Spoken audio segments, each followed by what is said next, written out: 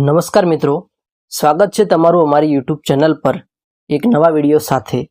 જો તમારા રેશન કાર્ડમાં હજુ સુધી ઈ-કેવાયસી નહીં કરાવ્યું હોય તો તમારું રેશન કાર્ડ ઇનએક્ટિવ થઈ શકે છે, તમને મળતું અનાજ બંધ થઈ શકે છે। તો ઈ-કેવાયસી એટલે શું?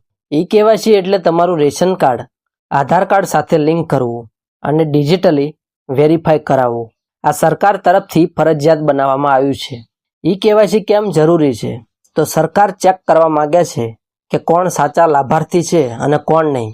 ખોટા કાર્ડને બંધ કરીને સાચા લોકોને લાભ મળે એ માટે ઈ-કેવાયસી અનિવાર્ય બનાવવામાં આવ્યું છે।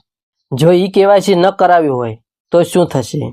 તો તમારું રેશન કાર્ડ ઇનએક્ટિવ થઈ શકે છે અને તમારું અનાજ જેમ કે ઘઉં, ચોખા કે દાળ એ આપવાનું બંધ કરી દેવામાં આવશે। ઈ-કેવાયસી ક્યાં કરાવવું? તમે તમારા ગામના CSC સેન્ટર, ગ્રામ પંચાયત, સરકારની રેશન શોપ કે તાલુકા પંચાયતમાં જઈને ઈ-કેવાયસી કરાવી શકો છો। તમારું આધાર કાર્ડ અને રેશન કાર્ડ લઈને જવું જરૂરી છે। ત્યારબાદ ઈ-કેવાયસીની અંતિમ તારીખ જોઈએ તો વિવિધ જિલ્લાઓમાં ઈ-કેવાયસી માટે અંતિમ તારીખ નક્કી કરવામાં આવી છે।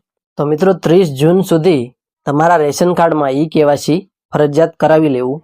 મિત્રો, આ માહિતી તમારા માટે ઉપયોગી હોય તો વિડીયોને લાઇક અને શેર જરૂરથી કરજો, જેથી બીજા લોકોને પણ ખ્યાલ આવે।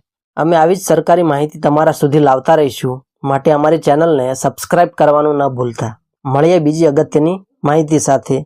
જય હિન્દ, જય ગુજરાત।